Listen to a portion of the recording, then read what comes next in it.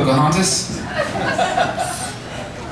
Now, you may have seen some form of dramatization of the life of Pocahontas, maybe an animated thing, a Disney thing, the Terrence Malick New World thing.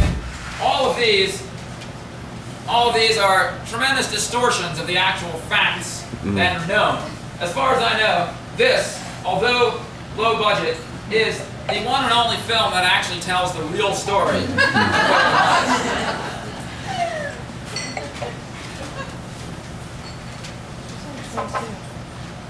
The true story of Pocahontas has never been known yet. But one thing we know for sure is that it's when two empires met. The first of these empires was the Powhatan tribe collection. 30 groups on coastal land under one big chief's direction. Far across the ocean, England's empire and King James wanted gold from New World colonies like they saw coming out of Spain's. In May 1607, 100 British settlers landed, but what they called Jamestown, Virginia was really Powhatan commanded.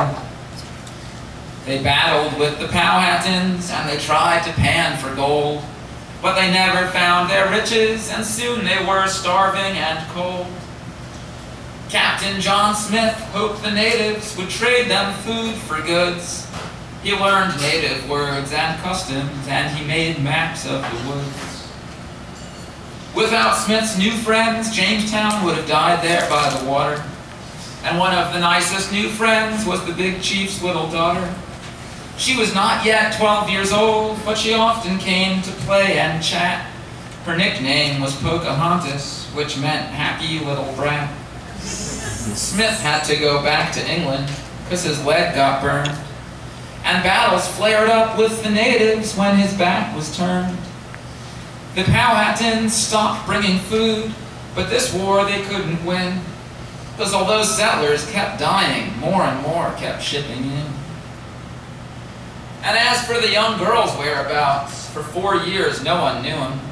Some say she'd gotten married to a warrior named Cocoon. And then in 1613, the settlers learned where she was living. They kidnapped Pocahontas to see what ransom they'd be given. But the big chief had 100 kids. He didn't need her back again. So she stayed with Jamestown settlers, learning how to live like them. They renamed her Rebecca, and they were happy to baptize her. And when she married widower John Rolfe, peace came to both empires. And Rolfe made Jamestown rich at last, but it wasn't gold he found.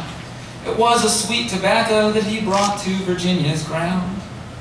They took a trip to London to advertise this new success. The friendly native made investors fear the New World less. Then Captain Smith popped up and said, "That girl 9 years ago, she saved me from the natives." But was he lying? We don't know. That story became legendary, but it might not be true. John Smith wrote the same thing about other women too. Rebecca died before her journey home could sail away. But from the son she had with Rolfe, many descendants still live today. For her kindness to the settlers, many myths about her grew. Her legend's grown 400 years, but she just lived to 22.